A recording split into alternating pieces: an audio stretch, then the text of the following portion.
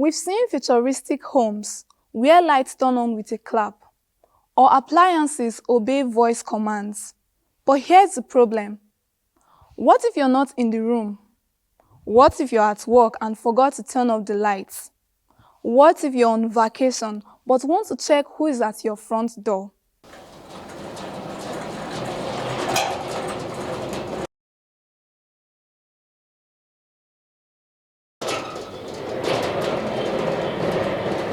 We've come a long way from homes where everything had to be done manually.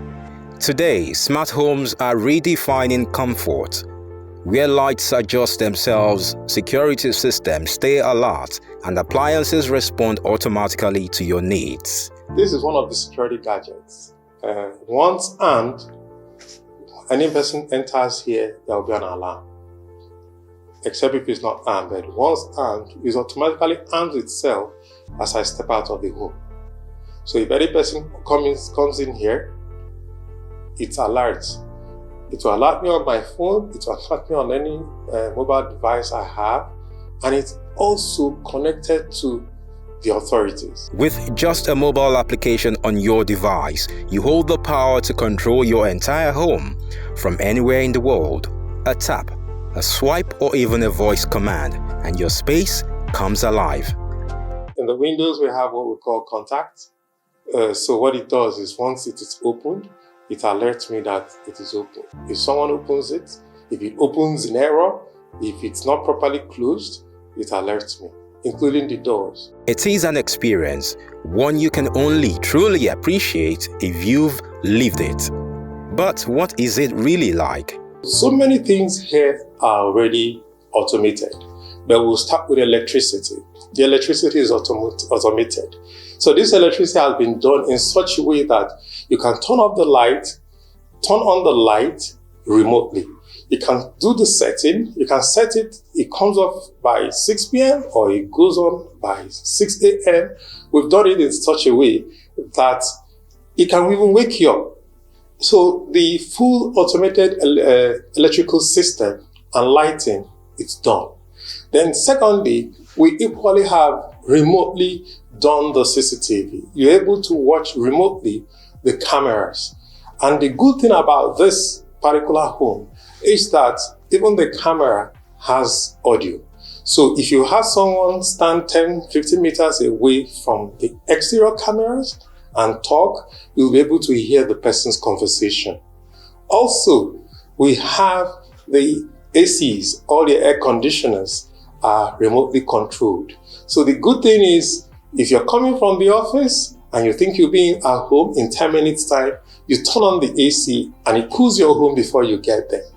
And if you leave for home and you suddenly remember that you didn't turn off the AC, you can turn off the AC from any part of the world where you are. You don't need to send somebody to turn it on. Then you can talk about the curtain. We've done this house and this home in such a way that even if you're out of the country, you can open your curtain, you can close it. It will give your neighbors that false belief that you're in the home. Meanwhile, you're not in the home. And you can open and close your gate as well. You can remotely open and close your gate. You can remotely open and close your main entrance door. So that is all that we looked at, and we just felt, why don't you save yourself a lot of stress?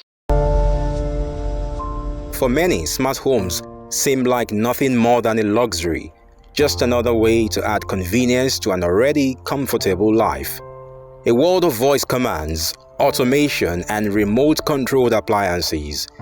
But is there really anything economical about it? Some might say it's just tech for the wealthy, a futuristic fantasy with no real impact on daily expenses. But is that the whole truth? Electricity, for instance, is reduced to a large extent. The toilet and the bathroom, and some spaces that you don't go to all the time have smart lighting, and it's motion controlled. If you step there, the light turns on. As you step out, the light turns on. So you don't have to remember to put off the light or turn on the light. So in that, you're saving a whole lot of electricity costs. Secondly, security men, or what we call security men at the gate, they're actually gate men. So you don't have to pay someone open and close your gate, because you can remotely open your gate and close the gate. And also you can remotely monitor your home, your gate, and your surroundings. And you can even hear people's conversation. So it has saved that to cost. Then AC, you can position your AC or put it in such a way that it turns on at specific times and goes off by itself at certain times. So that way, you're not thinking of going to turn it on or going to turn it off. You're saving yourself a lot of cost. Because if you turn it on, you may forget to turn it off. So it just works within the time you want it to work. So you save yourself a lot of costs. For many, the idea of a fully automated home sounds incredible until they think about what could go wrong. A system glitch, a machine error, or even a simple connection failure. And suddenly, the convenience of technology turns into frustration. It's this fear that holds many people back from embracing smart home technology. Because I already know that I need internet service, strong internet service, and very good quality electricity. So I just ensure that I have very good quality internet service. Because if you do not have good quality internet service, you're bound to have glitches. If you do not have good electrical power supply, you're bound to have glitches. But these are all the things I have looked at, and I've made sure that I knocked it I nipped them in the bud by ensuring that I have very good quality internet service and very good quality electricity. And that is the same thing we deploy in all the homes, all the smart homes that we built within Abuja. As smart home technology continues to transform the way we live, one question remains: where does Nigeria stand in this revolution? No, what I can tell you 100% is that Nigerians have the workforce to do anything automation. Once the equipment is here, we have 1,001 Nigerians that are well trained that will be able to automate your homes. So the only thing we lack is being able to manufacture this equipment and these appliances. But talking about being able to implement them, install them, configure them, oh no, we have a whole lot of Nigerians, and they are doing very well at it. With a rising pool of tech talent and innovation hubs springing up across the country, is Nigeria positioned to drive this industry forward?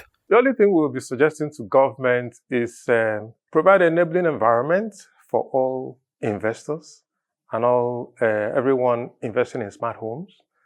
Don't try to include or increase your tariffs in certain equipment, especially as it's coming in, because what we'll get to know, or what you'll know, is that as those items come in and we use them, it's lowers cost. So government should start by reducing the tariff, custom duties on all those items, so that more people will be able to afford them. And what does the future hold for smart homes in Africa's largest economy?